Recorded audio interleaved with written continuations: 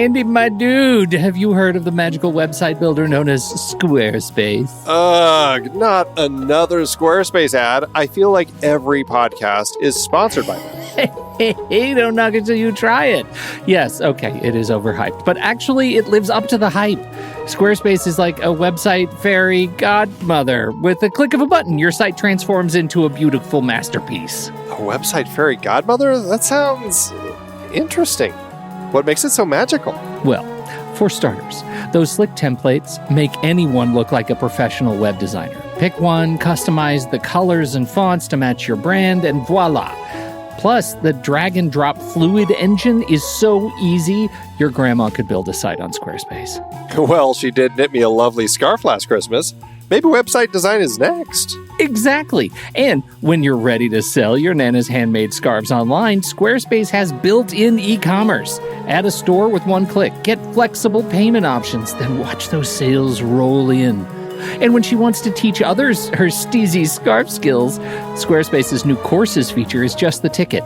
Nana can set up her curriculum and enrollments and payments in a snap and become the next e-knitting influencer. Oh, wow, you really sold me with the grandma angle. Sign me up for that free trial. Just go to thenextreel.com/Squarespace and transform your site into a beautiful Squarespace masterpiece. Well, thanks, Pete. Even though it's overhyped, Squarespace actually sounds perfect for Nana's site's needs. Appreciate the warning on the ads, though. I'll brace myself next time I listen to a podcast. Anytime. Let me know if you need any help getting that site up and running.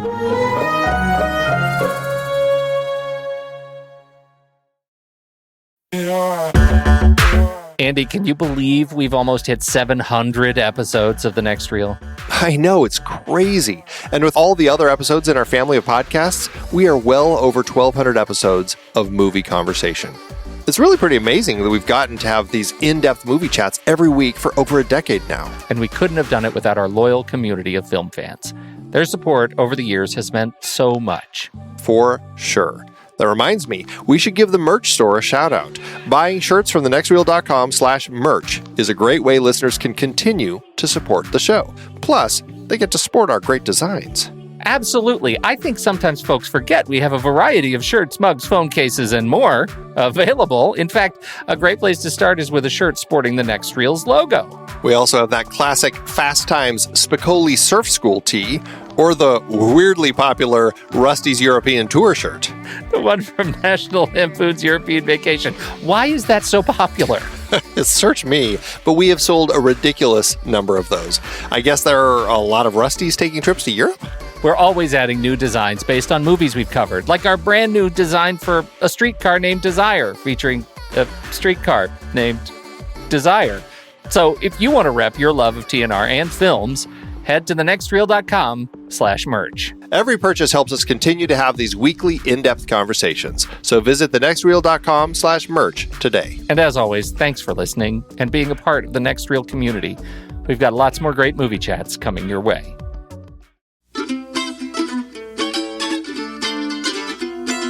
This is The Next Reel, everybody. I'm Pete Wright, and that there is Andy Nelson. I am Enzo, the baker. We spoil movies. Tonight on the show, we're kicking off our last full series of the year with one of our favorites, Francis Ford Coppola's 1972 film, The Godfather. Before we get into that, you should learn more about us at thenextreel.com, subscribe to the show in your favorite podcast app, or join us on YouTube, and you can follow us on Twitter and Facebook at The Next Reel. If you've ever thought it might be time to get out of the olive oil business, then grab your cannoli and join us for The Next Reel's Instagram hashtag Pony Prize hashtag Guess the Movie Challenge. And with that, let's check in with Games Master Steven Smart, who's currently hiding out in Sicily after knocking off a local drug kingpin and crooked cop, to find out who won this week. Hey guys, this week's movie was The Odd Couple from 1968. Directed by Gene Sachs, written by Neil Simon, and starring Jack Lemmon and Walter Matthau. Congrats to @Brando61 who guessed it on Image 5. You're entered once again into the 2016 Pony Prize hat. As always, a new challenge starts on Monday. So thanks guys, and see you later. And we've got a blot spot front of the show. Ben Lott has written in with his rebound on Whatever Happened to Baby Jane. That's right. Whatever Happened to Baby Jane is a well-made film featuring two brilliant performances. It reminded me a lot of Misery, but the fact that the lead characters were sisters changed the stakes. The way we slowly see Jane's psychosis grow is downright disturbing, and the final scene is a great twist because it changes the nature of everything that happened up to that point. Your rank 159, my rank 57. I feel like the Betty Davis series actually did pretty well with Old Ben Lot overall. I think it did. I think I'd have to go back and look at them, but I feel like they all, except for maybe the Little Foxes, but I think all of them ranked in the 50s or so, didn't they? Yeah, I believe so, which is good because nobody else cared. I was looking at our download numbers, and man, when we hit Betty Davis, boom. Oh, I know, right? People, come on. If sad. anything deserves the title of wait, hear me out. It's Betty Davis. That's right. Oh man. Oh absolutely. man. Right. So anyway, Andy, it's time. Let's do trailers.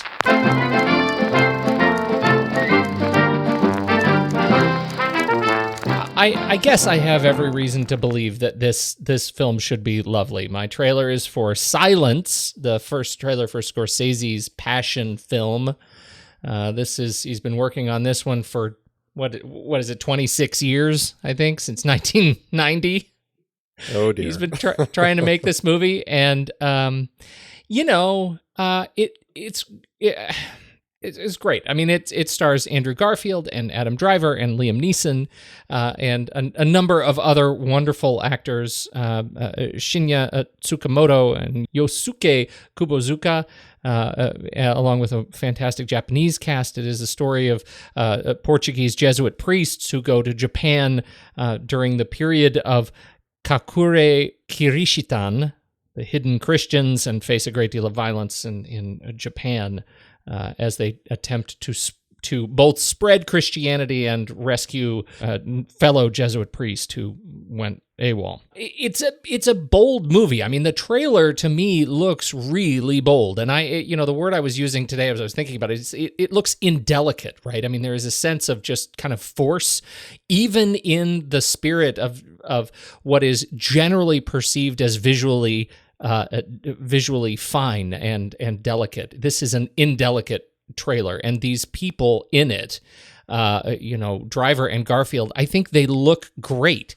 Is it weird that I'm naturally just sort of skeptical of a film project that has taken quite so long and has been shelved so many times? I mean, back in 2009, we were told that Benicio del Toro and Daniel Day-Lewis were in the headlining roles. And if those two guys couldn't come together to get enough mojo behind it, if they were distracted by other projects, like what was Del Toro's The Wolfman, then am I not right to be a little bit skeptical?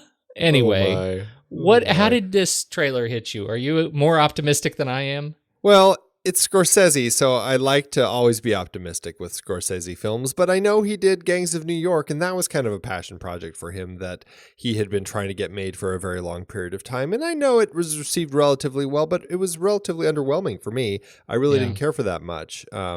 I likewise, what was the director of Toys? I can't remember who directed that. It was Barry Levinson. My goodness, Levinson. Barry Levinson was behind that, and that was a passion project that he'd been trying to get off the ground for a very, very long time. Sometimes I feel like these passion projects that people get behind and they take so long to get made, I feel like there's sometimes a reason why maybe it shouldn't be made. And so that certainly has me a little skeptical about Silence. You're right. I think everything about it looks interesting. It has an interesting cast. I certainly hope it is something that is going to succeed. But it doesn't strike me immediately as, ooh, I can't wait to go see that one, So I don't know. I'm curious about it, though. I guess that's where it left me. Yeah, me too. I'm moved by it in some way, but that way is generally paranoid. It opens. I think it opens next week in Vatican City on the 29th. But it hits the rest of the world. This is one of those Oscar hump films. So Greece, the USA will get limited openings December 23rd, Spain December 30th, and then it opens wide in the U.S. in January with no specific date through March to Germany. A whole bunch of countries across Europe and Asia in January. So get ready for it. It's it's Scorsese, so I don't know. It's gonna have something to talk about at least. Yes, indeed. All right, what's yours? Well, speaking of skeptical, curious, something to talk about, my trailer this week is... We're pretty much the worst this week. Oh my God. Know, really. But mine is the live action retelling of Ghost in the Shell, which, I saw the original anime version of the manga comic in the 90s. And I thought it was interesting. I was like, okay, that's pretty interesting. I enjoyed it. I didn't love it. Never really got kind of really wrapped up in it or anything, but I thought it was interesting enough. And then, all the rumblings about the live action remake and the rumblings about Scarlett Johansson being in it and the whole whitewashing of having her in it. And, there's so many things that you hear about something like this. And then you see the trailer and you're like, wow, okay, it looks pretty cool. It has a very interesting look all through it. Rupert Sanders is directing it, and then it's written by Jonathan Herman and Jamie Moss. Knowing that Rupert Sanders is directing it also leads to my skepticism. He directed Snow White and the Huntsman, which, it was an interesting screenplay on the blacklist, and he directed it. It actually looked great, but on the whole, the story itself I found to be relatively underwhelming. I think that in the translation from the blacklist script to what was released was a little clunky. And, knowing that he's directing this, I know he can make it look beautiful. He made Snow White look beautiful. I think that there's going to be a great sense to this one. And Jonathan Herman was behind Straight Outta Compton. I enjoyed that. It's interesting writing on both parts. Jamie Moss has some interesting credits, but not really much to speak of. So I don't know. I feel like this is going to be an interesting one. I feel like, again, I'm more curious about it than anything else. So I don't know. It kind of leaves me meh. But I still want to see it just because I'm curious, I guess. How'd it hit you? Well, sort of ridiculously, I have a really hard time. This is the film that I think exemplifies the problem with the whitewashing issue in cinema right now. It is like I can make the case. I can feel the case in Doctor Strange, with the ancient one. I really get it, but I still can make the case that the casting and the change in the script was at least in someone's mind rational. I cannot even in any realm understand the casting decisions that they made in Ghost in the Shell. I can't wrap my head around it. It's ridiculous, and I'm such an antagonist over Lucy that it leaves me kind of a rough taste in my mouth. This kind of role for Scarlett Johansson, I have a little bit of trouble with, and this is weird, right? Because I really enjoy her as Black Widow. Clearly, she can handle these tough guy parts, right? These tough woman parts. She got it. I get it. But she should be. There are so many wonderful, just great Japanese actors that could handle this kind of a role. It's embarrassing to me that she got, and it goes so far beyond her. Michael Pitt plays Kuze. He's a former Dawson's Creek guest. Like this is. Well, that's a white Michael show, Wincott, right? Juliette Binoche. There's plenty of them. Before you get down to, Takeshi Kitano, who actually pops up in it, and Chin Han, who we talked about in Contagion, and Rila Fukushima. You get some Asian actors in there, but it's a little lower down on the totem pole. What's weird though is I actually heard that as far as what people in Japan had thought of the casting of Scarlett Johansson, they, at least the people in the interview that I heard, they were thrilled. They thought she was an interesting choice for the role. So it's weird how different people might interpret these things. And I can certainly see the issue, but yeah. She's a huge like global star, right? That's just kind of the weight that she carries, and I get that. She's very talented and very popular, around the world and in many of the films that she does. I also think that there is such a thing as kind of cultural good. Oh yeah, and this goes against the cultural good. We need to right the casting wrongs, and we need to do it because white filmmaking has been the problem. And we have to fix that problem, and this movie absolutely goes against that. Whether people in Japan like it or not is a totally unrelated issue right now. At this point in history. The problem, unfortunately, is that it all comes down to the almighty dollar. And with corporations running all of the studios, they only look at the dollar. And Scarlett Johansson is a guaranteed box office draw. Unfortunately, I don't know if there's an Asian actress that globally is going to have the draw that Scarlett Johansson is going to have. Not that there aren't any that are better than her, because I would certainly argue that there are.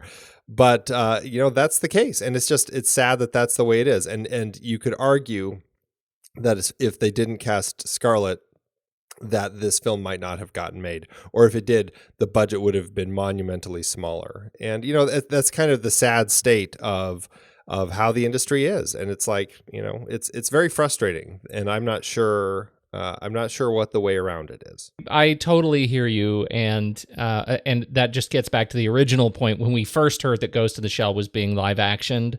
And with all of these live actions, the big question comes down to, did it really need to be done? And I think this will be a work of art for the teams of animators that make this thing come alive, and cultural issues be damned. What are you going to do? Well, it opens at the end of March, pretty much around the world, March 31st here in the U.S. So there you go. Don't ask me about my business, Andy. I spend my life trying not to be careless. Never tell anybody outside the family what you're thinking of getting. Women and children can be careless, but not men. Spend time with your family? Good. Because a man who doesn't spend time with his family can never be a real man. The Godfather, Andy. The big one. Is there? I don't. What do we have to add to this film? Yeah. Have we ever stopped to ask ourselves that question? I think we have once or twice, but we plowed on anyway. Why are the lowly two of us talking about this film? 1972, written and directed by Francis Ford Coppola, co-written by Mario Puzo, the original author of the book.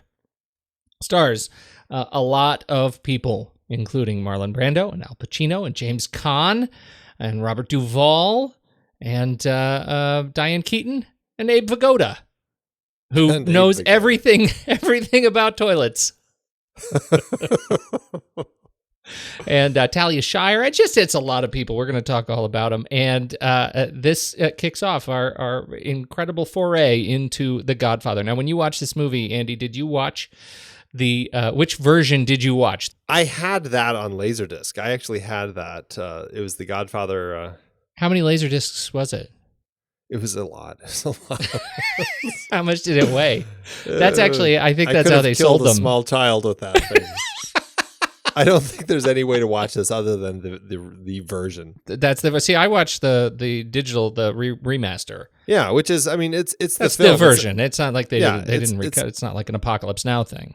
Right, exactly. I mean, the film's the film. I don't think it's ever been changed. Yeah. Boy, it was beautiful. God, it was beautiful. Yeah. It's a stunning film to look at. They really did an incredible job cleaning this one up. I had never I hadn't ranked this on my flick chart, and it surprised me. Foreshadow really surprised me. Straight to the bottom. How did this piece of crap hit you on this watch? Yeah, I mean, this film is so easy to watch. I have seen this film countless times. It's a film. I think I told you last week at the end of our episode that when my wife and I watch it, then we immediately want to make Italian food, and then we just want to keep watching the whole series. And that's exactly what we did. We're like, okay, I think it's time to cook up some pasta. So we got the pasta ready and everything. And unfortunately, adulting interrupted our lives. We weren't able to finish the whole trilogy in one fell swoop. But, we definitely were there in spirit. So, it's just such a great film. How slowly do you eat pasta? I mean, isn't it gross after about the first half hour? Are you really still sucking on pasta? We don't eat the entire time. Don't worry about it. When do you grab the cannolis? Right after we have left the guns. I'm sorry I interrupted. Keep going. No. I mean, it's a brilliant film. It's something that I find just fascinating to watch, the way that that Coppola has created this world it's such dark characters, and it's such largely terrible people, but I find them just so interesting to watch. And I really enjoy seeing how Michael kind of gets wrapped into this family business that he was always, he was intended to stay out of it. I don't think he wanted to get into it. I don't think his dad wanted him to get into it.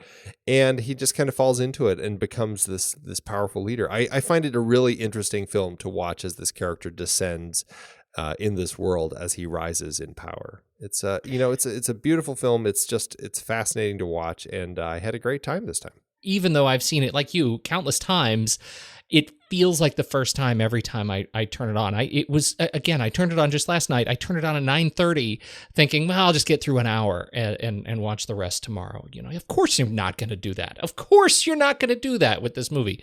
I'm up well into the night, and I really stopped and thought, should I just plow through Godfather 2? It's only 12:45.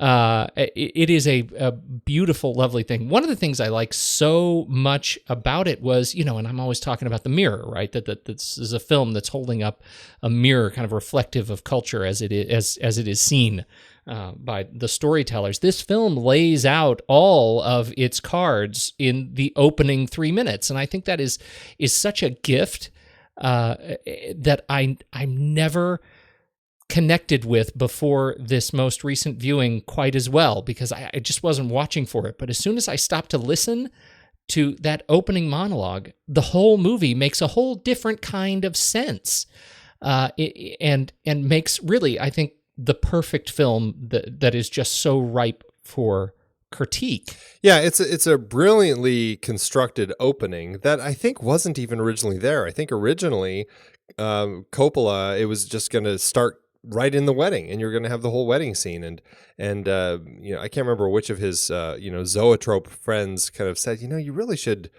have something that happens right before the wedding, just to kind of give us a little hint of this film, so we have a sense of this world and everything, other than being introduced through the wedding.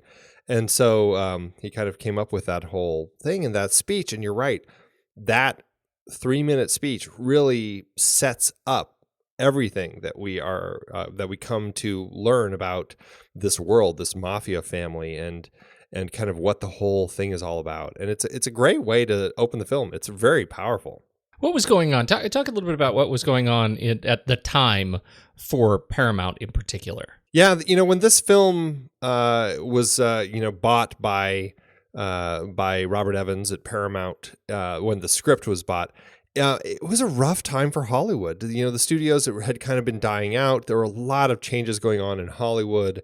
I think in 1969, 1970, it was really kind of at that point the lowest attendance for movies than had ever been recorded.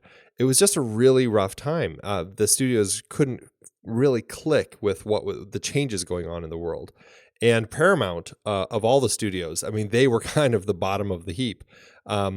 Everybody was being taken over by corporations. I think Robert Evans was really struggling, trying to figure out what to do. Love Story, luckily, which came out, I think, a few years before this, was a big hit for them. And they really had needed that big hit because they were just financially not doing very well. And he got a hold of this manuscript for this book. And he read it and is like, oh, let's make this. It'll be great. The distribution side of Paramount was like, these mobster movies, they don't really do very well. And, but he kind of was pushing it and thought it would, at least be something that could make them some money. And so, yeah, this is this time when things were looking a little down, and he was just like, let's do this thing, let's make a quick buck with it. The story was all written to be taking place in the 40s and 50s, and he was just like, let's just update the story to present day. We can make it cheap. We'll do it down in St. Louis. It'll be about kind of hippies and all this sort of stuff, and they were all on board. Everybody kind of got on board with this crazy direction for this movie. Hippie mob story. I can't even imagine what they were thinking, but they were, I think they were just out to make a quick buck on a book that they thought would just be a quick and cheap read.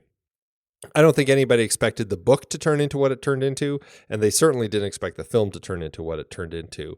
They were trying to find somebody to direct it, and every director that they went to turned it down because it just sounded so dumb. I mean, you hear that, and it does sound terrible.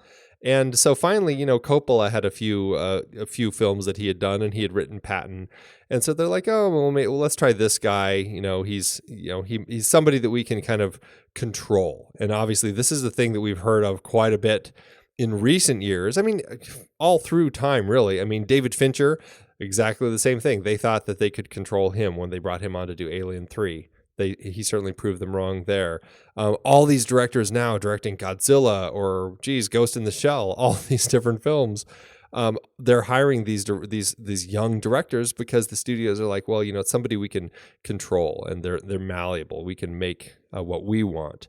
And Coppola certainly seemed that way to Robert Evans at the time. So they brought him in to direct this, and things changed a little bit. What's so fascinating about this is that so Coppola, he'd founded Zoetrope with his buddies, and they're trying to figure out a way to take ownership of this system. And here we have Coppola, who gets these people, right? He gets this. He gets being raised Italian. He gets the tone. He gets the color. He gets the voices. He gets the story of royalty that this book tells, and he really falls for it, and falls for something that he can tell not so much as a story of strictly the mafia, but a story of family, and family that he can respect and can treat with respect on screen. And that ends up ultimately what saves us from the hippie story, the hippie mob story in St. Louis, and gives us the classic view of ultimately the snapshot of real life. It was interesting to watch some of the behind the scenes stuff. He says, I didn't know anything about the mob when I got this book. That was totally new, but I absolutely knew these families, and that's what really comes through on screen. And that, I think, is what we celebrate with the movie, not just the great lines, the unbelievably quotable sequences, but the fact that this is a family that even if you were Italian and were raised in New York, maybe even more so, but I think we all can relate to these family relationships. Oh, yeah, absolutely. And that's a huge thing. And I mean, if you know anything about Coppola, you know that family has always been huge, not just in the film business, but in the wine business and kind of everything he does. It's all very family oriented, and that's definitely a big thing.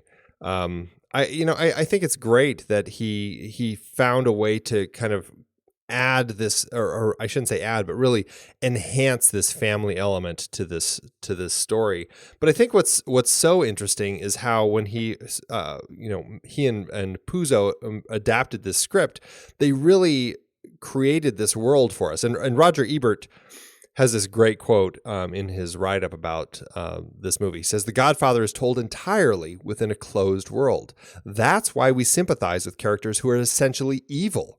The story by Puzo and Coppola is a brilliant conjuring act, inviting us to consider the Mafia entirely on its own terms. Don Vito Corleone emerges as a sympathetic and even admirable character. During the entire film, this lifelong professional criminal does nothing that, in context, we can really disapprove of.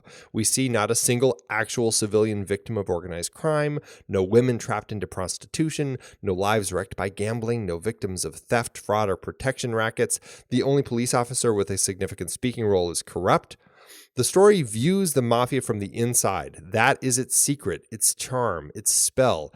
In a way, it has shaped the public perception of the mafia ever since. The real world is replaced by an authoritarian patriarchy where power and justice flow from the Godfather, and the only villains are traitors. There's one commandment spoken by Michael: don't ever take sides against the family. Again, very important. Family is just huge in this world, and clearly huge in Coppola's. But it's so interesting and I think smart, and really possibly the only way to really do a mafia film well, where you can actually sympathize with the characters, where it puts you into that world. This is cultural adaptation, right? Even in the relationship between filmmaker and audience member, that once you put us, the members of the audience, in this capsule, we can't help but change ever so slightly our belief system while we're watching the film.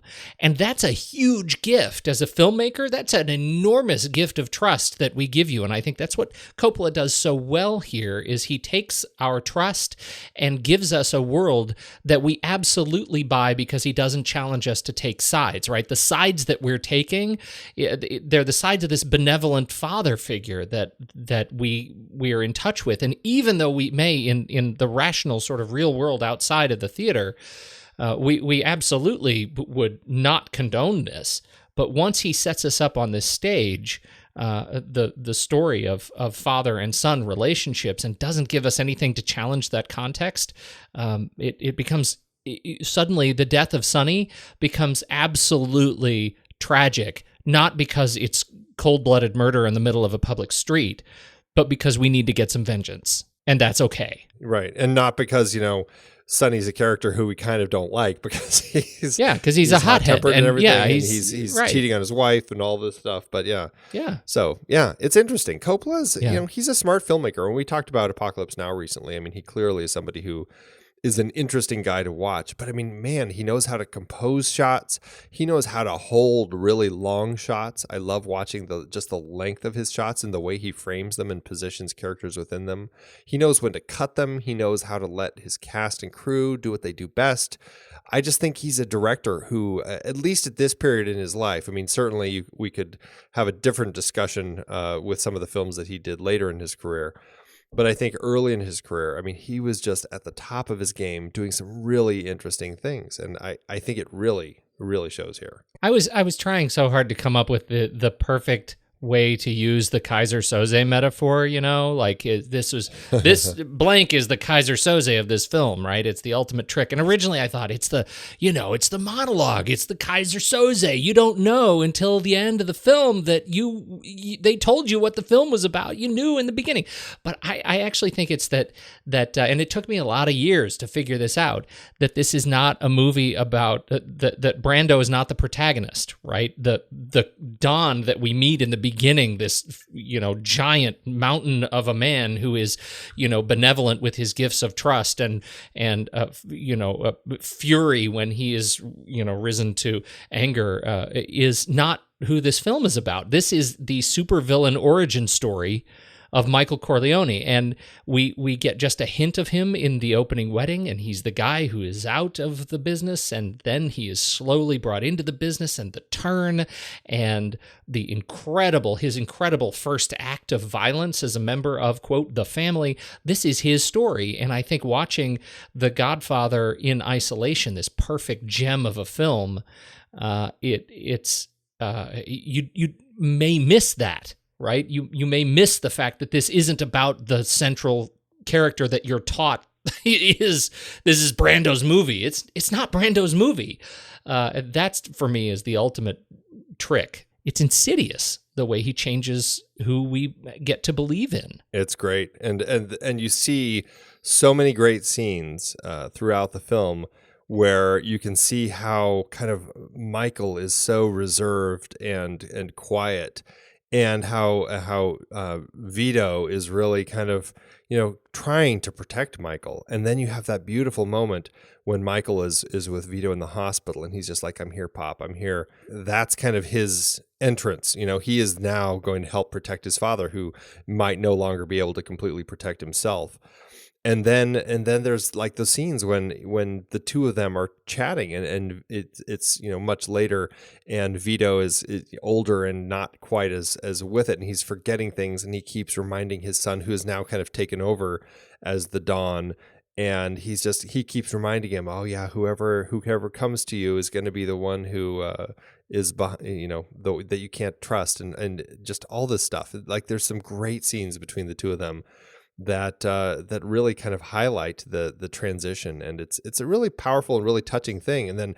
And Michael, I think what the trick is that Michael is so reserved through it, but he's so controlled with his intensity, and you can see it building up in him when he is ready to kill Sollozzo and McCluskey in the diner. And you hear that incredible, like the rumbling of the L racing by, and it's almost like you are hearing that turmoil inside of him building as he's kind of getting ready to actually shoot these two guys. It's done so well, and then you finally see that in his face at the end when he finally confronts Kay. It's a masterful performance by Pacino in this film. Well, it really is, and as long as we're talking about that particular sequence, I mean, you want a masterclass in transmission of emotion. This is an exercise in micro expressions, and it's not just gritted teeth micro expressions. Generally when you have these brilliant close-ups on terrific actors, one of the things they do to make their face move is kind of grit their teeth just sort of subtly, and you can see the muscles kind of move in their jaws. And in this case, you see just the incredible fine control that Pacino is able to muster in his face, around his eyes and his forehead, and you can see the seething rage just rise up in his face right before he takes action. He's staring down, but the motions of the muscles undulating under his skin, it's incredible. It is a chilling performance, and I'd forgotten just how wonderful he is as just a straight up craftsman. So good. It's so powerful. It hits me every time. I don't have a lot to say about Francis Ford Coppola as a director, but I do want to talk about The Wedding in particular. Go for it. Do you remember The Deer Hunter? I do. Do you remember The Wedding, or did you black out halfway through? Oh, I remember. I remember bits and pieces, but I certainly don't remember it like I remember this wedding. Well, that's my point, man.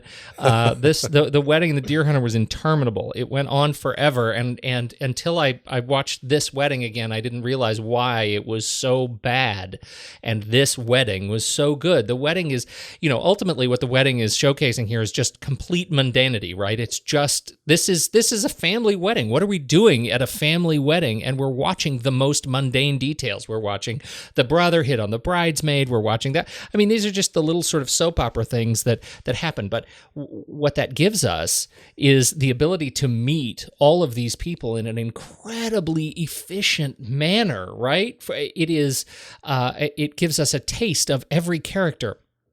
In one in particular, the introduction of Luca Brasi is it's perfection. It is not only screenwriting perfection for me, it is it's performance perfection. We have Luca Brasi sitting on a table, and he wants to thank the Don.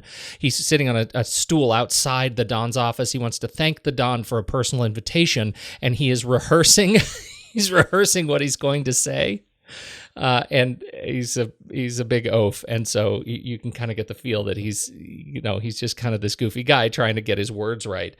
In the meantime, Michael is sitting with Kay, and Kay notes, she said, that guy is talking to himself. So now we've had a bit of character introduction in Luca Brasi over in the corner, and now we're watching Luca Brasi talk to himself past Michael. So we have all three of them. We're over Kay's shoulder, and we're looking at Michael as he's telling the story of who Luca Brasi is. And he gives us that little, just couple of sentences of character background while we watch Luca Brasi demonstrating at the background in the background of the shot. It is so great. It's every single piece of that sequence comes right together, and it fills me with glee. Not to mention the fact that when Luca Brasi goes in to actually deliver his message to Don Corleone, that he just can't talk at all, which is so funny. And the best part of that, which is something I never even really knew, is that he really, I mean, this was a non-actor at the time. I mean, he went into this. This is Lenny Montana playing Luca Brasi. He was a former pro wrestler, and he was actually a mob enforcer for the Colombo family. And he was cast in this part, and he was so nervous to act with Marlon Brando that he couldn't say his lines. And Marlon was, of course, also being, just a jokester and writing things on his forehead to make Lenny have a harder time to get his lines out. And all of this. And so Coppola's just like, what am I going to do? This guy is terrible. He can't act at all. And then he had the brilliant idea, because they shot the interiors first, of adding the scene when Luca was practicing his speech outside, so that it made sense. So when you see him inside, you know that this is a guy who had been practicing because he was really nervous to actually, talk to the Don.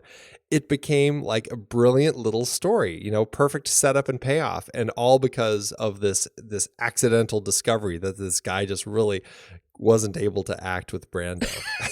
It's so good. Do you have anything else to add about Coppola, or shall we talk first shot, last shot? I just think Coppola's great. We're going to be talking about him in the next couple episodes. So let's move forward. First shot. We start on black. This is Bonacera's, I believe, in America speech that we talked about earlier, and it is a very it's a dissolve onto an incredible close up on his face as he delivers this monologue, and it pulls out to reveal we're in Corleone's office. We see a little bit of Corleone's shoulder before the first cut. In fact, one of the notable things for me this time was the way Corleone raises his hand and waves a little bit as somebody from out of frame brings a drink to Bonacera. And I had never noticed that before. It's just one of those little tiny subtle foreground touches that I hadn't noticed, all within that first shot. And then the last shot is we see, this is after Michael and Kay have had their conversation. He says, he lies to her, saying that he did not kill Carlo, Connie's husband. And then Kay walks out to get them both the drinks. She then turns back and she sees Clemenza and some other people in the crime family coming in and kissing Michael's hand, calling him Don Corleone.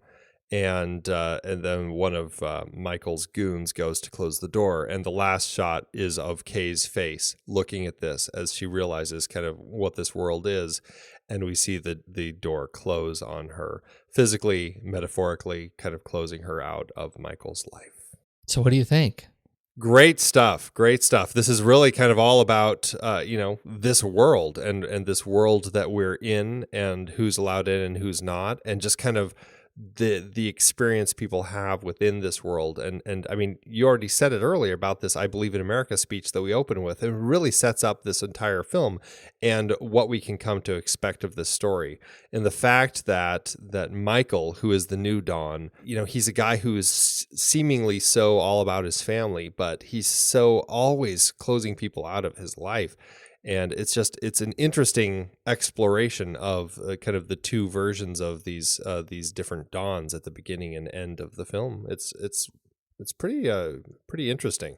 Totally. The first shot for me is one that, we talked about how well it sets up the sort of themes that we're going to be dealing with over the course of the film. But one of those themes, as we look at the role of sort of the American dream and achieving success in America with integrity and authenticity, right? I mean, that's what he's asking for. Bonacera is there to ask for justice, right? This is how am I supposed to hold my head high knowing that these guys got away with this thing to my family? There is no integrity in that. We're talking about sort of living in truth in this opening sequence, and that is what the family represents through this first monologue in this first shot. And at the end of the film, that we end on a lie in the family, that he lies directly to her face, I think demonstrates an unbelievable transition that has occurred from one generation to the next, and so perfectly sets up Godfather 2 it's just, I think, to see these as just sort of part one and part two of the same film. It's a perfect pairing for me. Even more than lying to Kay about having killed Carlo or having had Carlo killed, the fact that he has Carlo killed in the first place. Thinking back on it, it makes me wonder if Don Corleone, if Vito actually would have killed a family member, or if he would have just kind of demoted them in the ranks or something like that. I feel Right. like, there's even more that Michael is just, he is willing to kind of kill family, and you see that at the end and lie about it. I mean, it's dark. The family is definitely going into dark places with Michael's decisions here. Well, right. And isn't it interesting? And I don't want to foreshadow our conversation at all, but isn't it interesting to watch how loyalty, family, and justice is served in Godfather 1 compared to Godfather 2? And yes, even in Godfather 3. All three of these movies push that discussion forward a little bit further. And push the boundaries of what the family is willing to do a little bit harder. Let's talk about the cast. Yeah, Fred Roos, who's one of Coppola's regular guys, he'd been helping him out quite a bit. He helped him with the casting. Also, Andrea Eastman and Louis DiGiamo also did some casting here. Andrea Eastman, this was it, other than this and Love Story. That was it for her credits, period. As far as Louis goes, this was his first gig, but certainly was somebody who had done a lot of stuff after this. But I think Fred Roos was probably the main guy helping with the casting. And you said it earlier. This is a beefy cast we've got.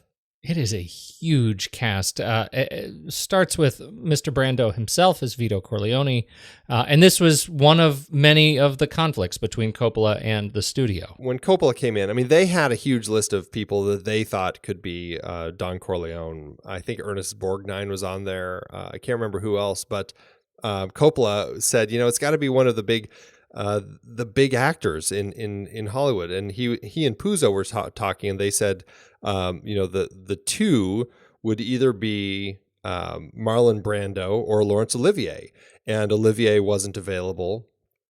And so they said, well, let's try Brando. And so Paramount, they mentioned it to Paramount, and they're like, no way is he ever going to be in this picture.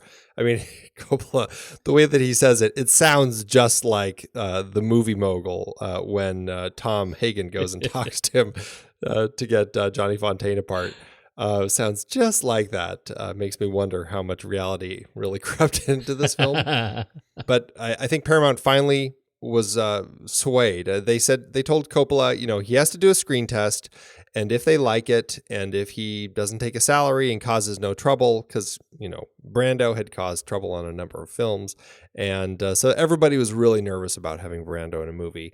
So Coppola did a screen test, and that's the famous screen test where Brando is just like, he's got to look like a bulldog, and he stuffed Kleenex into his cheeks to kind of puff them out and make him sag down a little bit more. And he kind of started getting that whispery voice and all of that sort of stuff. And it all kind of came together in that magical screen test. And when the folks at Paramount saw that, they signed him. They thought he did a great job. They actually did pay him $50,000 and gave him back-end points, which unfortunately for Brando, he later sold because he was having money troubles.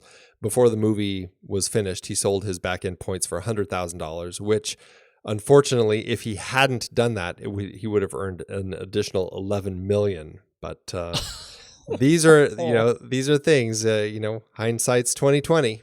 He's perfect. And for a guy who wasn't as old as Don Corleone, boy, does he look the part. And No kidding. I can't get over just watching him, how much he seems like this old man. He's just so good in this role. Yeah, and we'll talk about the makeup department later, but his age makeup is, even it holds up so perfectly today. Like, he just absolutely embodies this character. But man, his face, the way his face ages through the injury and recovery, and how much he ages just as a result of his time in the hospital and then back home. But through the last scene, if you compare the opening scene through his last scene in the garden playing with the oranges, it is a radical transformation for an otherwise young man. And Pacino, he's perfect as this young son, as the youngest of the three sons. I think he This was early on in his career, but he showed right away what he was capable of. He certainly did. He was a controversial selection once again. Coppola wanted him. Studio wanted others. Goodness, Jack Nicholson. Can you imagine Jack Nicholson in this role? I know. So strange. I mean, I know he was in kind of some movies at the time, but still. Yeah. Seems so different. Yeah. Warren Beatty, Dustin Hoffman, Robert Redford. None of them. I can imagine none of them. Robert Redford is the weirdest. He's like, he doesn't even look Italian. I mean, no, not even maybe close. you could get away with some of the others, but really it's hard to see any of them working. What I think is so funny is that Coppola really wanted Pacino, and he kept sneaking him into the screen tests all through the whole testing process. And even though, Al was feeling like a little uncomfortable, like, I don't think they want me. We don't have to keep doing this. Coppola kept pushing, and eventually they finally got it. But even with that, they started seeing some dailies in that first week, and they were really nervous. The first day was the scenes when he and Kay were outside of the department store after doing Christmas shopping and things like that, and they were just like, "Oh my God, this guy's horrible." Totally convinced he was gonna be just a bomb for them, and so they were thinking of recasting him. Luckily, in that first week, they shot the murder of Sollozzo and McCluskey, and they thought Al was okay after that. So it's all about the sell, and seeing a moment like that, I can see them buying off on it. Absolutely. I mean, this was it looks like his third film after Me, Natalie, and The Panic in Needle Park. I've seen neither of them. Panic in Needle Park was, I know that was kind of where he got his break. But he's supposed to be good in it. But before this, he was really a stage actor, and that was kind of a nice break into film. But I don't think it was something that people thought, oh, okay, he's a movie star now. This is the one that really kind of set people going down that track. Trivia: fell in love with Keaton. That was a real thing. That was a real thing. It's a true story. That's a true story. I think they were together for 10 years? Yeah. Yeah, something like that. He was originally with Jill Clayburgh. That's right. Too bad. It's sad. It's practically a mafia love story right there. Could have been. Yes, it could. Could have been. Anyway, incredibly intense. Such a an exercise in small movements, small voice, small expressions that tells such a big story. It's fantastic. James Caan as our man Sonny, Santino Corleone. He was one of Coppola's guys. They worked together on The Rain People along with Robert Duvall. And I haven't seen that one. I know that was one of Coppola's first films. I don't think it had done well, but it was one that obviously helped get him the job. So, it still piques my curiosity to check it out. But we've talked about Caan a number of times on the show. I mean, he's just, he's always good, right? Oh, he's a perfect hothead, and that he is able to, so eloquently deliver what could have been a really trite bit of foreshadowing, and at the wedding, and he goes out and he roughs up and he sees the cops are there, and he roughs up the newspaper guy's camera and then throws money on the ground. I mean, of course, he's the guy who's going to get, aced in the parking there on the highway. Right? But he absolutely delivers it, and his relationship, I have to say, with Robert Duvall's Tom Hagen, is perfect in this interim period where Sonny is trying to run the family, but all he can do is run it with rage and no grace, and Duvall, who I'm used to seeing in this era being a little bit more of a hothead, is such a gentle and expert consigliere, right? I mean, he's just a great lawyer, and he plies his trade to the Don because he has family history, and he would be just as authentic of an attorney whoever he served. Yeah, absolutely. And I think their relationship, their backroom conversations are just fantastic. Getting thrust into this world can be a little confusing sometimes, but the conversation that Sonny has with Tom about Dad had a great wartime consigliere. Why do I get stuck with you or whatever? And it's like trying to understand, what's the difference between the regular consigliere and the wartime consigliere? And did we ever meet the early consigliere? I'm not sure, but it all works so well. You hear them talking and you get what they're saying, even if you don't fully fully get it, and I love that about the conversations that these guys have. I think it's interesting that I think Martin Sheen had actually read for Sonny. He was one of the people that had come in. And of course, he and Duvall and even Brando, I mean, they all ended up together a few years later in Apocalypse Now with Coppola. He really likes his team. He likes finding people that he likes to work with and bringing them back again and again. So it's a great group. I think Duvall and Caan are just fantastic here as the another of the brothers and kind of the adopted brother. And John Cazale also, who is an old buddy of Coppola's. I mean, he's another really interesting brother in this family of these brothers. And then of course the sister, but Cazale I think is he's such an interesting character here, and it's really it's kind of tragic that there's this brother that just kind of doesn't fit in and doesn't quite click. More sad still when we actually see Cazale in Las Vegas and see that the only place that he really fits in is this incredibly flamboyant, absolute antithesis of everything that his family had stood for in terms of aesthetic and demeanor. That's the place he had to go to fit in, is Las Vegas, showcasing just how flimsy a character he was as a person. I think it was brilliant. And he has a lot of fun stuff going on in part 2, so can't wait to talk about him more then. And the Talia Shire, the daughter, as Constanzia Connie Corleone. Yes. She also has better stuff coming up. Yeah, but I think it's she does great here, and but it's just funny because Coppola.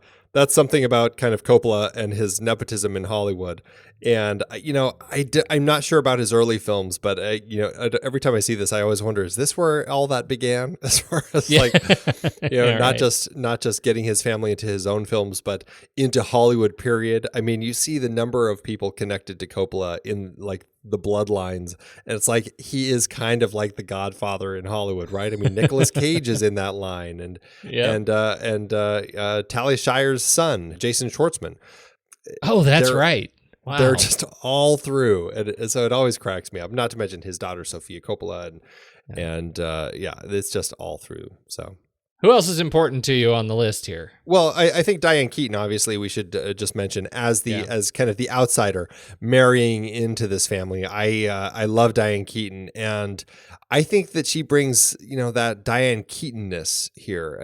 She's a really quirky actress. I don't think she's full on quirky here, but I love that she was cast here because she seems a great kind of.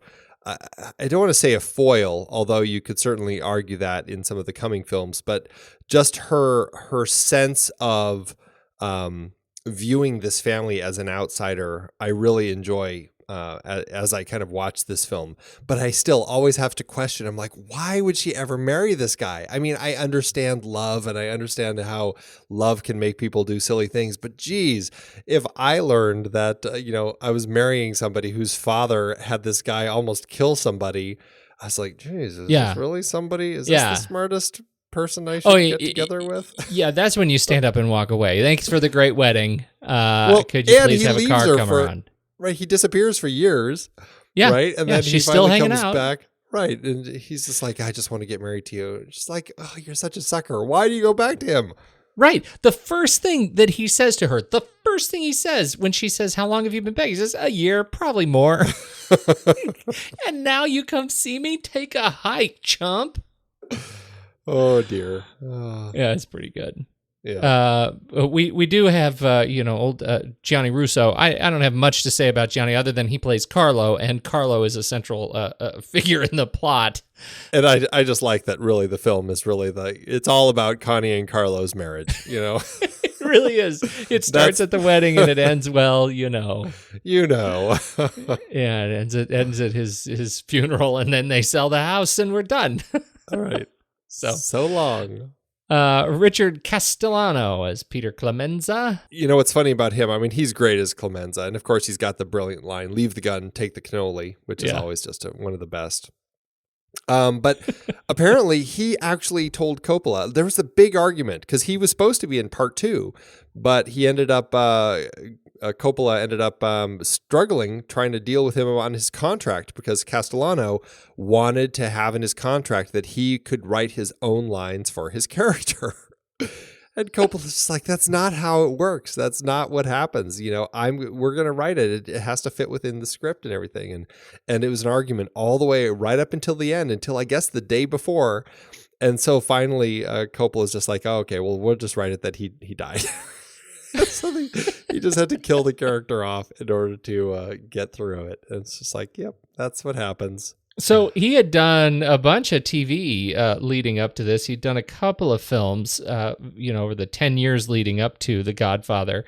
And then after The Godfather, it was kind of a gangster's sort of cornucopia of parts for him on TV and TV movies. He did The Godfather, a novel for television, reprising his role as Peter Clemenza. And then he was done in 1982. Abe Vigoda, of course, was Tessio, who's, come on. It's Abe Vigoda. They actually discovered him in an open casting call. And that's the sort of story that, I like to think gives some actors hope, that people still can be discovered in a casting call, just one of these massive cattle calls. I mean, he had done stuff before this. But I don't think it was, my understanding was none of it was that big. And this kind of helped set him on a path to doing a lot of other things, including Joe versus the Volcano. That's right. The Wapani Woo. He's got this this interesting thing, this turn in the film, because he's kind of the goofy sort of character. He's a caricature, I should say, of the role, right? And he's got the voice and the face, and he's a little bit of an oddball, and he's kind of tall. But there is this moment at the end after he's discovered and after he's surrounded by Michael's guys, and Michael knows that he was behind the betrayal. He looks at Tom with the most sincere look on his face, right? And just he's just so sweet and soft, and that for me is such an unbelievable and shocking transition or transformation for his character, that he's able to go from kind of grizzled old tough guy to this guy who is sort of with his eyes saying, I know what you have to do. I so wish you wouldn't do it. Deceptively beautiful performance. Yeah, his face right there as he's just like, hey, can you get me out of this one for old time's sake? And it's just like, it almost breaks your heart. It's like, oh man, I wish they could. I really wish they could. Oh, that's tough. That is tough. Who else? Sterling Hayden. Yeah, we have to mention Sterling Hayden as Captain McCluskey. Man, is he just always great. And, he's so good as the guy who's always ready to throw some more negative epithets out, regardless of what culture he's talking about. He's got it at a hand, and he's just so funny. I mean, in just like the worst possible way. But I mean, I just love him as McCluskey. He's so good. And, he gets shot in the throat. And that's the thing I remember about his performance, because he does that gag. His tongue kind of comes out of his mouth as he's he's aware, I just got shot in the throat and I'm still alive. And then he gets shot again. But man, does he sell getting shot in the throat. If I ever happen to come across that, I'll know it's authentic because I'll be comparing it to Sterling Hayden's performance here. Absolutely. That's grim. Richard Conte pops up as Barzini, who's a great. The funny thing about Barzini that I always laugh about is like, what is it that Barzini says that clues Don Corleone in that Barzini's behind all of it? When he comes out of that meeting with all the five families, and he's just like, I never knew until this night that it was Barzini. It's like, I was there watching the whole thing. What is it? What did Barzini do? God, these guys are good, man.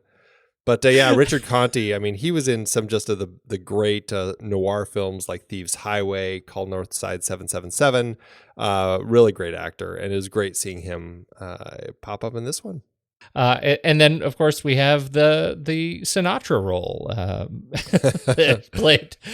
played by Al Martino under the name Johnny Fontaine. I think that's just so funny that, it's this big kind of this myth about this movie that, Puzo, when he wrote it, really kind of patterned that character after Frank Sinatra and how he got into Hollywood.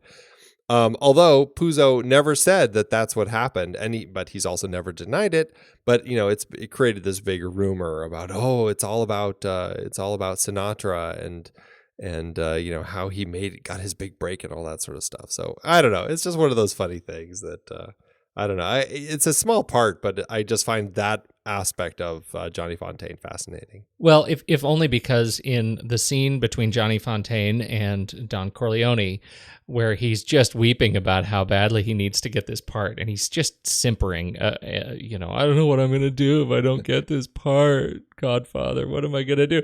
You're going to come in. And he does the mocking thing, which is so perfect. And my kingdom to see Brando do that more. I'd see a whole movie of him parading around as other people in Don Corleone makeup. John Marley plays Jack Woltz, and I only want to talk about that because mostly I want to talk about the horse.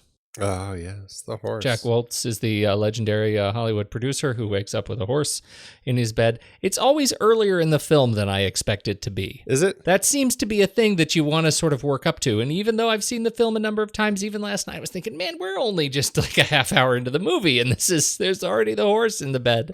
But the thing I have to ask you, Andy, after watching this movie as many times as you have, after seeing all the goons, like you see what they're made of, you see what they wear, you see kind of how portly they are in many cases. They're tough guys, but they're generally big guys, right? I'm thinking Luca Brasi. They're big guys.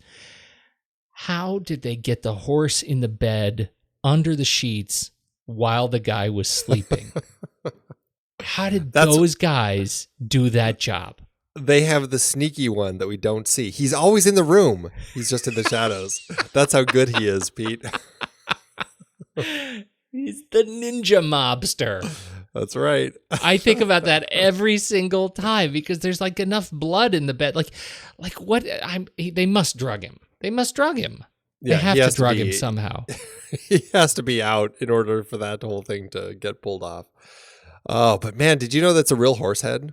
I did not know that. Tell me how they made that happen. Ugh. Well, they got in touch with, I think it was a dog food company because they would, process dead horses. That just made it worse. I know, right? I know, it's so horrible. And they actually, they contacted the company and said, hey, when you slaughter your next horse, can we have its head? So, sure. Because not only are you telling me that it was a real horse head for the first time, but you're telling me that it was easy to get. Right, I know. It's so horrible. So there you go. Real horse head, real blood. I'd like to think that there was a lot of Caro corn syrup in the bed too, and that what he was actually covered in was not the real horse's blood. And therapy afterward. My God. Right. What? Oh, so disgusting. How about old Alex Rocco? Mo Green. Mo Green, yeah. Yeah, you gotta love him. He's I guess he's kind of based on Bugsy Siegel, which I didn't know, but I thought, I guess it makes sense though, right? Thought he was based on Warren Beatty. Well, Warren's old enough. Oh, you see what I did there? Woo. Yeah, you're funny. Zinger. What I think is funny is that Alex Rocco came back to be in an Audi commercial recently, and where he was playing the Jack Woltz character, and he wakes up in bed and he sits up, feeling something, and he looks at his hands and they're covered in motor oil. He pulls the covers back to find the front of his car under his sheets, and of course he screams. So funny. He screams, and then it pulls out, and right in front of the house is, and I don't know if it's the same house. It looks like the same house. It is the Audi A8, and it like starts up, and the lights turn on, and it's like, oh my God, that's a duplicitous and violent car. Right. Terrible story of the car. Oh, we'll have to put the link for that in the show notes. Yeah, it's pretty funny. Commercial. Yeah, but you know what's just jumping to effects real quick. Mo Green's death is a really interesting one because it was a really tricky. Coppola wanted to, make all the deaths kind of stand out a little bit. And he's just like, what if they shot Mo Green right through the lens of his glasses and shot him in the eye? And they're like, well, how are we going to do that? I mean, you can't do stuff like that. It's not like you can squib somebody's eye. I mean, it's tricky. And so they came up with this rig with his glasses that actually, there were 2 tubes on that pair of glasses that he was wearing. One of them would pump the blood all over his eye. The other tube actually had a little BB in it that it would project outward and some air, and it would blast this BB out through the glasses, and then the air would like blow all the dust and everything away from the lens, so away from the eye, while the blood spurted all over the eye. And I guess it was a perfectly safe way to do it, but it works. And man, I mean, his death is one of those ones that always stands out to me. It's a lot of blood. A lot of blood. It's just a lot of It's like jutting blood in the eye. Like right in the eye, right in the eye. Oh. There are a lot of wonderful characters and character actors in this film. Let's jump down to the nepotism evidence. Prime example. Can we? Oh, yes. With old Sophia Coppola. You're a big fan of Sophia today, aren't you? I really enjoy her films. I shouldn't say enjoy her films. There are some of her films that I really enjoy. I haven't seen enough of her films. I know she's been directing quite a few. I haven't seen a lot of her more recent ones. So I kind of want to go back and visit them. But unlike you, the ones that at least I have seen, I have really enjoyed. So I'm curious to see what else she has done, because I think she's a really interesting filmmaker. And I enjoy that she's kind of found this new career, because acting definitely wasn't a path that she should go on. And I'm sure we'll talk about that when we get to part 3. But at least here, as an actress, she's Connie and Carlo's young son, Michael Francis Rizzi, the nephew and godson of Corleone, that we meet at the famous baptism scene at the end of the film. And that is young Sophia, which is there. And interestingly, also Coppola's mom is there. She's on the steps outside of the church. And of course, his dad pops up in the film. Speaking of nepotism, his dad is in the little montage in the middle of the film after Michael flees to Sicily, and you have all the different murders happening. You see him kind of playing the piano, sitting there in the bar. We've seen old Sonny Grosso too. Yeah, Sonny, who is the cop from the French Connection that the whole thing's based on. He, of course, was in the French Connection, and he's here. He's one of the cops outside of the hospital.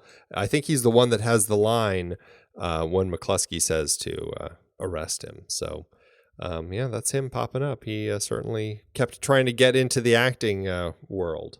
We've talked a bit about the production already, but let's talk a little bit more about getting it made. Bob Evans kicks off with Bob Evans. We've already talked a lot about Evans and getting this film made, and how he and Coppola there were a lot of issues between the two of them all through the production, through the pre-production, through everything. I mean, this film, they went into this film with this little book, called Mafia, that nobody thought was much other than just kind of this mobster story. And then the book just ballooned into this huge novel that was like a major bestseller. And all of a sudden, all the scrutiny came down on everybody making this movie. And all through pre-production, production. I mean, it was very rough on Coppola. He had a very hard time. He said he constantly felt like he was going to be fired. And it's really, even right through to the end, through the post process. Yeah, at the end, he is under pressure from the studio to deliver a film that is going to be able to come in at roughly under a day long. Shooting for that just over 2 hour mark, and that he was under some significant pressure. So he cut it down from 2:45 to 2:15, and it looks like everybody hated it, which is a good thing to. You have to have happen. You have to imagine if you're Coppola, everybody comes back and says, we hate what you just did. Do it the way you wanted. And so he put all that stuff back in. That the team, and Bob Evans in particular, smart enough to know that the longer film was the better film, that it needed to be released as it was. It needed to be released with no intermission. And a film coming in close to 3 hours without an intermission was a big deal in the 70s. I think the big, the big note here was how the film was shot. Gordon Willis, cinematographer on this thing. What's your sense of how he approached the camera to this film? Well, I mean, he got the nickname the Prince of Darkness for a reason. I mean, he was a guy, what people said, typically when you were making a movie is if you wanted the image to look darker, you could just print it that way. You could take the image, you could, just not put as much light through it and you'd have a darker looking scene. Or if you wanted it to be brighter, you could put more light through it and it would be a little brighter. When Willis shot his film, not just this film, but many of his films, he shot it in a way where there's really only one way to print it. And I mean, all of the stuff that's dark, there is no definition there. So if you brighten up the print, there is still nothing there. You're just brightening up black and it just gives you nothing. So he made it so you can only make it one way. And I think that's really smart of a cinematographer to say, this is the look that I'm going for and it's going to stay that way. And, I think a huge part of the reason The Godfather is what it is because Willis gave it a look that so much defined it. Well, and not just the look of the way he handled light, and you really notice it not just in the darks, like in the office, in the big office, but you notice it in all the outside shots. I mean, any shot that is giving you a sense of place, a car going by in front of the hospital. I mean, it's all so dark. You feel like you're there. You are straining your eyes to see, just as the characters are likely straining their eyes to see as well. It's really wonderful, but also the color that we hinted at the beginning. I mean, this idea that he established a color just off of, hearing him talk about it. He said, this is just a feeling I get when I watch this thing. I kind of feel like it. I feel like this is what I want. That the whole thing was originally exposed. It was exposed with perfect color, and it was color timed, 4 points yellow, 1 point red, to give it that sense of yellow, which antiques the film in a way that makes it feel much more of a place and time, and certainly much more homey to Coppola, who said, I think after he saw the first dailies that had been recolored, he called Willis and said thank you. Just after watching Pacino and Kay walk out of the best department store, that sequence as they're doing their Christmas shopping, he said, thank you, I get it. And that defined at least the first two films. The story takes place from 1945 to 1954. And I think what Willis did there with the color really helped kind of give it that sense. I mean, it doesn't feel like it's too old. It's not like he's color timing it to, give it a sense where it's the Middle Ages or anything. But there's just enough of that like nostalgic memory. And I think that's kind of the look that he imbued in the image with that kind of the way that he color timed it. And I just think it's beautiful. It really is just a powerful looking film. What's interesting about Willis is he's also one of these kind of old school filmmakers who really believed that the camera needed to be in a place where it makes sense. So when you're showing something, it should be making sense. It's kind of like camera's POV. And he and Coppola had a lot of arguments on set because Coppola, like, for example, when Vito Corleone gets gunned down, Coppola wanted that shot overhead so you could see those oranges spilling all across the road. And Willis was just furious with him because he's just like, whose point of view is that? Why are we up there in the top of the building all of a sudden? And they had a lot of these arguments. I guess it was a common occurrence with Coppola because, again, this young upstart filmmaker getting brought on to direct this big studio film. All of these people, Gordon Willis, Dean Tavoularis as a production designer, Dick Smith doing hair and makeup, Anna Hill Johnstone doing costumes, all of these big people really kind of are like talking about this guy, like, what is this kid doing? This kid doesn't know the first thing about making a movie, behind his back when he was making this, because he wasn't proven. And, I guess that's one of the way the studios like to kind of, stick it to you. Isn't it funny, moving on to editing also, like seeing how Coppola works with people. We talked about how he has many editors who work with him over the course of his pictures, and Apocalypse Now is one of those examples where it's just a bunch of different editors who are thrown at sequences and work at sequences, and sometimes he shakes them up and moves them to other sequences, and eventually the film gets cut. And here, editing performed by William Reynolds and Peter Zinner, primarily. Walter Murch, post-production consultant. Reynolds edited the first half of the film, Zinner the second half of the film. What do you make of that? I wish that I could. I wish I knew. It's such a strange thing. And I don't know if he did it because he knew Reynolds handled a certain type of storytelling better, and Zinner might have a little more energy for the second half. I can't figure out why he would do that, but it's an interesting way to go about it, I guess. It makes me wonder, though, if they all had editing meetings together to discuss scenes, or kind of how all of that worked. But I don't know. It's weird. It feels like a funny kind of evolution of his process of working with editors, that there's this sense he's just kind of figuring out a good way to shake things up and keep people fresh. This seems like a weird way to do it.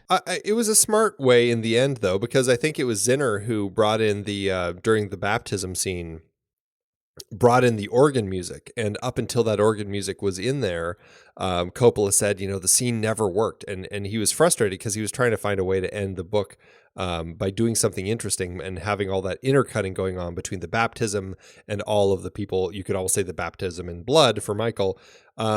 It's a brilliant way to cut it all together, but he said it never was working. But then Zinner dropped in that organ music, and all of a sudden he said it all came together. So, maybe that's one of the reasons that Zinner was doing the second half. Who knows? Music, Nino Rota. Oh, controversy. We need a stinger. The music, because the music is iconic, right? Oh, yeah. It is so iconic, and yet controversy. The music, let's be honest. The score is just beautiful. It's so iconic of this film, and you sing it and everybody knows exactly what it's from. Or do they? Back in 1958, Nino Rota scored a film called Fortunella, which uses the exact same theme. It was a little more upbeat, but certainly it's the theme that ends up being the main theme for this, or the love theme of The Godfather. I think it's definitely done better here. I think that he develops it a lot more here. All through the film, I think there's a lot of interesting use of music. However, it certainly caused some controversy as far as the Oscars go, which we'll talk about here in a little bit. But Nino Rota, beautiful music, though, overall. Well, you say for both films. I have to defend you a little bit here, because you say, oh, Nino Rota, certainly it's the same thing. People, you have to go, it's in the show notes, you have to go listen to it, because this is not like Andy saying, oh, John Williams, certainly he stole this theme from this other piece, and then it's like one or two bars that maybe sounds reminiscent of, like James Horner. Star Wars. Because James Horner is always like, diddly-doo, that little four-note thing that James Horner has at like 50% or 90% of his scores. Exactly, but it's just a little thing. This is like the whole song in a peppy major key, and it's very. And I wonder if there's somebody out there, if you were to hum da, da, da, da, da, da, who would say, "Oh, I loved Fortunella," like. There's somebody out there who has no Godfather association and would actually be able to. It is the song. I was really shocked when you played that for me. Shocked and awed. So funny. Let's plow into the Oscars. The film did get 11 Oscar nominations. This was it was the most nominations for any film of 1972. It was nominated and won for only 3 of them, though. It did win for Best Picture, Best Actor in a Leading Role, Marlon Brando, and Best Adapted Screenplay by Puzo and Coppola. Huge story, though, circling the Oscars was because Marlon Brando, this was his first nomination in 15 years, he did not attend the ceremony, choosing instead to have himself represented by Sachin Littlefeather, a.k.a. Maria Cruz, a Native American California actress who read her little speech for him, accepting on his behalf. Do you remember the speech? Would you like to hear it? I have it. I would. I'd like you. Would you read it as Sachin Littlefeather? Yes. Would you? I'm going to read it as Maria Cruz playing Sachin Littlefeather. Excellent. I've been waiting for this all night. Hello. She had a very deep voice. I'm not buying it yet. Hello, my name is Sachin Littlefeather. I'm Apache, and I am president of the National Native American Affirmative Image Committee. I'm representing Marlon Brando this evening, and he has asked me to tell you in a very long speech, which I cannot share with you presently because of time, but I will be glad to share with the press afterwards that he very regretfully cannot accept this very generous award. And the reasons for this being are the treatment of American Indians today by the film industry, and on television and movie reruns, and also with the recent happenings at Wounded Knee. I beg at this time that I have not intruded upon this evening, and that we will, in the future, in our hearts and our understanding, meet with love and generosity. Thank you on behalf of Marlon Brando. Now, what do you think about that? Certainly controversial at the time. A lot of people were like, if he wanted to come in and do something like this, he should have just done it in person. Some people were like, no, that was great. It was a great way to do it. In the end, I don't think it ended up doing much for him either way. Unfortunately, I also don't think it ended up doing much as far as the Native American community went. So it was just one of those things where it happened, but I think it was a little hollow in the end. Do you think, and I'm just spitballing here, do you think it's because this was not a film about Native Americans had any impact on its success? I don't know. God only knows. Do you think there was any, what's the word, cognitive dissonance Well, there's in members of the audience? I'm, again, just spitballing here. There is a plight. I'm sure there is a plight. I am woefully uneducated. I mean to offend no one. I'm just saying maybe from a public relations perspective, there is an explanation. Yeah. It's like, Leonardo DiCaprio winning for The Revenant and talking about, the environment and everything. I mean, I guess it tied in to a certain extent the fact that they had to switch hemispheres to continue filming because I think there's a much stronger connection. Yes, there's a much stronger connection. I guess there is. Yeah. I guess there is. Even though it wasn't a film that was about environmental issues or anything, right? Andy. I guess you could argue that it's there. But that's a film that you could have seen her say that to. Like, he could have had Sachin Littlefeather do that, talking about the plight of the Native American performers, because there were plenty of Native American performers in that film. So I think you're feeling it now. I think you're getting it. Marlon Brando, what a load of crap he is. All right, finish this awards thing, will you? All right, so the other awards that it did not win. 3 supporting actor nominations, James Caan, Robert Duvall, and Al Pacino. They all lost to Joel Grey for Cabaret. Fantastic film in its own right. However, I think one of these 3 should have won.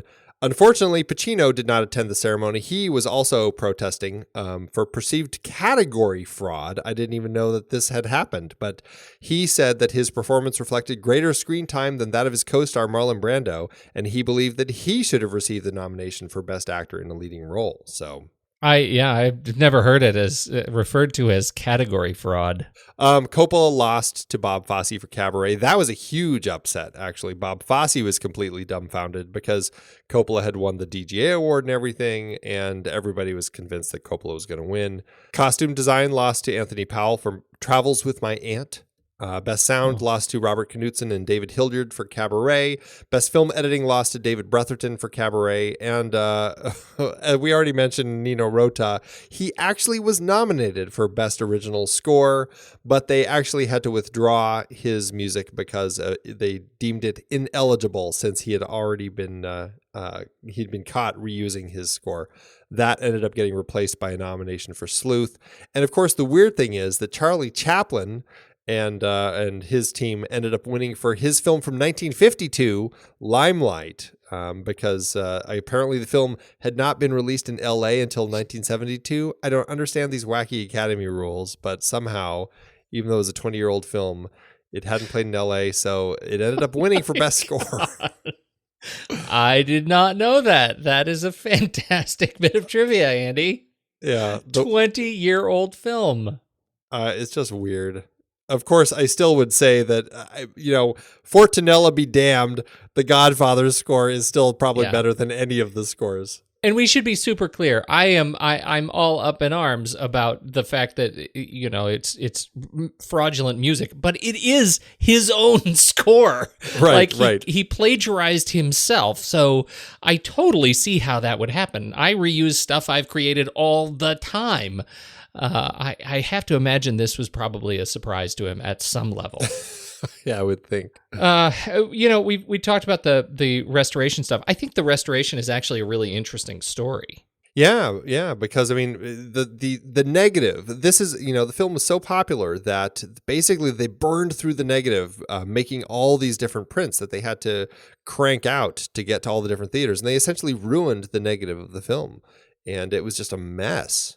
That was the way it was put in the in the research is that anytime you make a print is a full contact sport because you are stretching and the risk of damage to the negative is high. And because this film surprised them with how successful it was, they ended up making so many more prints that the negative ended up getting worn out. So they decided to do a cleanup. What happened apparently is that as soon as DreamWorks was purchased by Paramount in December of 2005, the very first phone call that Steven Spielberg received as he's starting his day at Paramount is, hey, this is Francis Ford Coppola. Now that you work over there, could you please dig up the original negative and restore this stinking series? And so the first call that Spielberg made was to the executive team over at Paramount saying, hey, I need you to write a big check because this is going to be a costly process, but it's going to be worth it. And the answer was a resounding yes. And that's what got us this absolutely gorgeous restoration that we have available now. Hallelujah. Hallelujah. Amen. This is why we support film restoration. Absolutely. How did it ultimately do in the box office, Andy? They're making print after print after this thing. It's bound to have done well. You know what's so funny about this is they really went into this thinking it was going to be a low-budget, small film. The Godfather's budget started at just $2.5 million, and then when Coppola came on board, it just went up from there. It varies depending on the source, so I'm going with the largest amount, which marks it at $7 million. I mean, it's like $6.5, $7 million. Yeah. It's not like huge difference, but in the end, it looked like it cost about $7 million, which is about $40 million in today's dollars. The movie had a slow series of premiere releases starting mid-March and then opening wide March 24th, 1972, opening really big. And it held number one at the box office for 12 weeks. All except 1 week, the 8th week, when Woody Allen's Play It Again Sam bumped it to number 2 for just the 1 week. The movie ended up raking in about $133.7 million domestically and another $133.5 million everywhere else, which is about $1.5 billion in today's dollars. And that doesn't include any of the re-release figures. This means that The Godfather made more than 38 times its budget and put it at an adjusted profit per finished minute of $8.5 million for a movie that is 2 hours and 45 minutes long. I would say that is a bit of all right. So where does it put us on the spreadsheet, on the budget spreadsheet? How does it rank in the films? Gone with the Wind, we've already said, that's, of the movies that made the most for the adjusted profit per finished minute, that is number 1 on our list. And Godfather's number 5. It's not far behind. Gone with the Wind, The Exorcist, Jaws, Close Encounters of the Third Kind, and then The Godfather. So it is way up there. If you, however, look at it by, instead of adjusted profit per finished minute, but you look at profit per cost, this film bumps up a spot to number 4. Mad Max, as we said, that still is the most profitable on the list, followed by Gone with the Wind, then A Fistful of Dollars, interestingly, and then number 4 is The Godfather. So there you go. Guess, just out of curiosity, see if you can guess what's number 5 on the profit per cost list. After The Godfather? It's The Blob. No. That's awesome. Yep. Independent, low-budget horror movies. Gotta love them. There you go. Well, I think it's probably time, Andy. Let's rank it. Let's do it. Head over to flickchart.com/thenextreel. And here we go. I like I told you in the beginning, Andy, I ranked this on my own list, and it surprised me. I'm hoping this is going to surprise us and give us a little shake-up for the first time in a long time. Straight to the bottom. Here we go. Where it's the contrarian vote. Oh, that's right. First up, The Godfather or The Road Warrior. Godfather, please. Godfather for me. The Godfather or The Dish. The Godfather, please. Godfather for me. Yes, indeed. The Godfather. Oh, this is great. A little Coppola on Coppola action. Godfather or Apocalypse Now. The Godfather, please. Godfather for me. The Godfather or Black Hawk Down. The Godfather for me, please. I was wondering. Okay, yes. No, Godfather for me too. Man. The Godfather or Mad Max Fury Road. It's The Godfather all the way. Godfather it is. The Godfather, oh my goodness, or Dr. Strangelove, or How I Learned to Stop Worrying and Love the Bomb. Well, I'm pretty sure we're going to go to the mat on this one. I'm going to say The Godfather, Pete. You are? Yeah.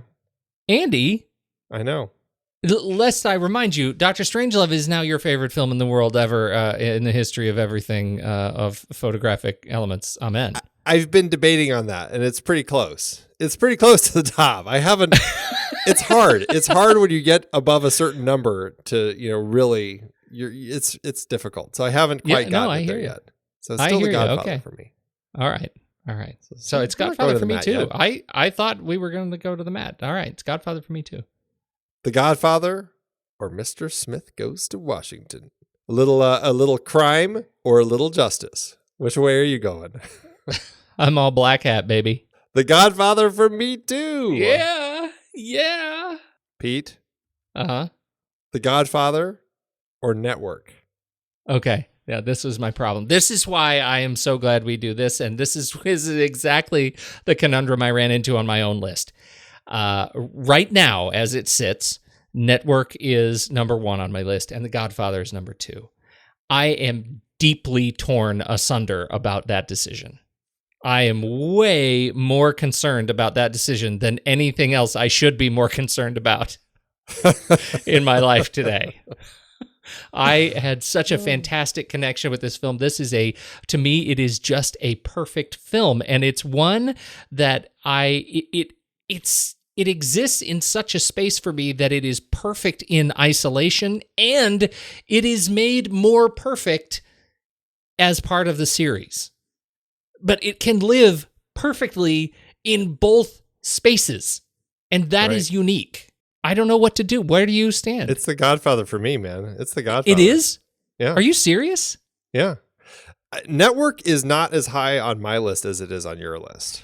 I mean, it's high, but I mean, Network has been number 1 on my list for a long time. Oh, I know. But if I had run into a different film, then I might be having more of a struggle. Like here. what? But, what is that struggle? What would that have been?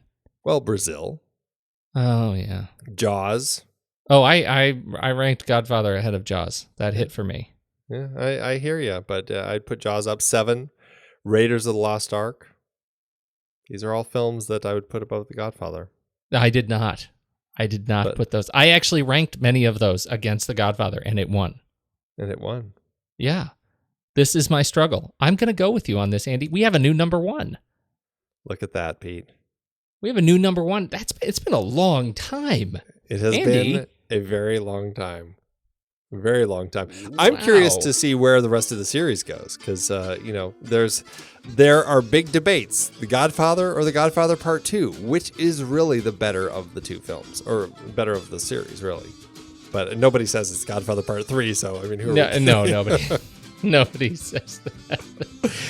May 3rd, 2013. Network hit number 1. It has been number 1 since May 2013. Wow, that's crazy. Almost 3.5 years. How about your letterbox? 3 stars, 3.5. I love it. I give it a 1.5 star. No, I want to be like the Amazon reviewers, Pete. Oh man. Yeah, the DVD was broken. 1 star. It's 5 star, easy. Absolutely. Easy 5-star film for me. I'm curious how, I know some people who haven't seen this, at the right times in their life, it doesn't hit them well. And they're like, why do people love this so much?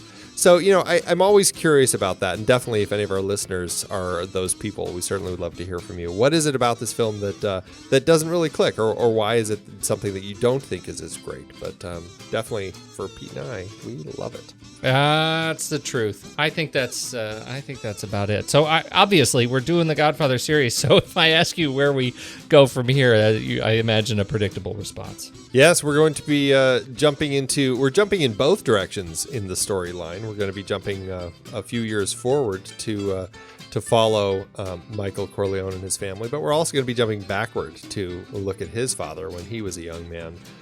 Fascinating element of Godfather Part 2. So very much looking forward to that next week. And me too. Until then, I gotta go to bed. What, you going to bed? Pete, you're going to be sleeping with the fishes.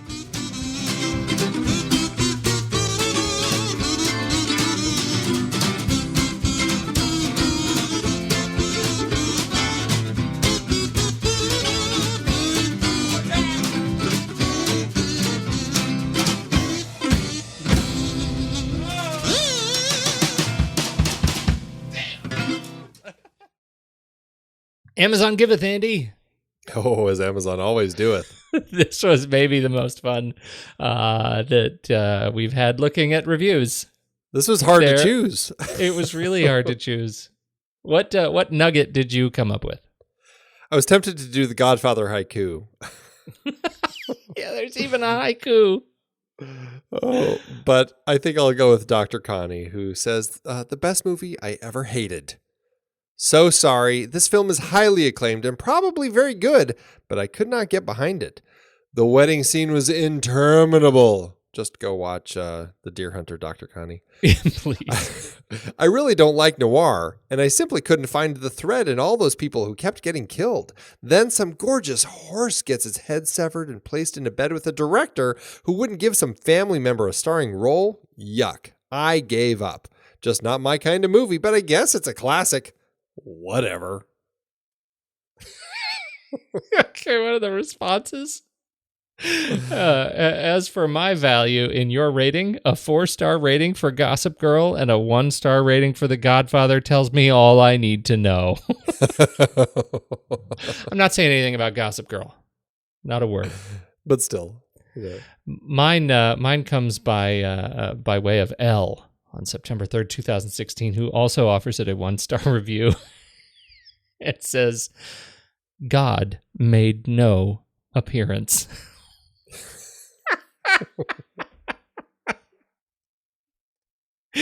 I can't believe that after 40 years, I never made a connection.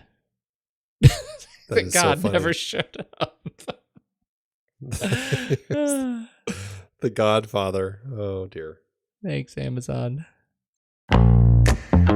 It is hard to believe that we have been having in-depth weekly conversations about movies since 2011. Oh, I know. You're telling me. Producing this show week after week requires a ton of work behind the scenes. If you'd like to help support our efforts, one easy way is by using our originals page when shopping for books and movies that we've covered. Just visit thenextreel.com/originals. Your purchases made through our links give us a small commission at no extra cost to you and allow us to keep having these great conversations. In Season 6, our Disease Films series had adaptations like The Omega Man, based on I Am Legend, The Andromeda Strain, Children of Men, and Blindness. I Am Legend is so much better than The Omega Man. What about the Will Smith version? Don't get me started. For our This Is Real Life Jack series, we talked Black Hawk Down and Seabiscuit, some great true stories based on fantastic books. And we had more listeners' choices like The Fly, The Emigrants, and Scott Pilgrim vs. the World. You just did a series on The Fly on the Sitting in the Dark podcast. Did you read the original material? Wasn't watching every Fly movie enough? Our Big Betty Davis series featured adaptations like The Little Foxes, Now Voyager, All About Eve, and Whatever Happened to Baby Jane. Are you calling Betty Davis big? Only in personality and force. She is a force to be reckoned with. We talked about the entire The Godfather trilogy, of course. Iconic page to screen, even if it is just the one Mario Puzo book. I wonder if Coppola will ever make The Sicilian. We also had some Zhang Yimou adaptations with Judo and Raise the Red Lantern. Absolutely gorgeous movies. And don't forget the Hughes Brothers series with From Hell, based on the graphic novel. Brilliant material. Kelly Reichardt gave us Wendy and Lucy and Certain Women, adapted from short stories. Plus more Hayao Miyazaki as we tackled Howl's Moving Castle. Find all these books and more at thenextreel.com/originals. Every purchase supports the show. Get the full list of adapted films that we've covered at thenextreel.com/originals and start your next read today.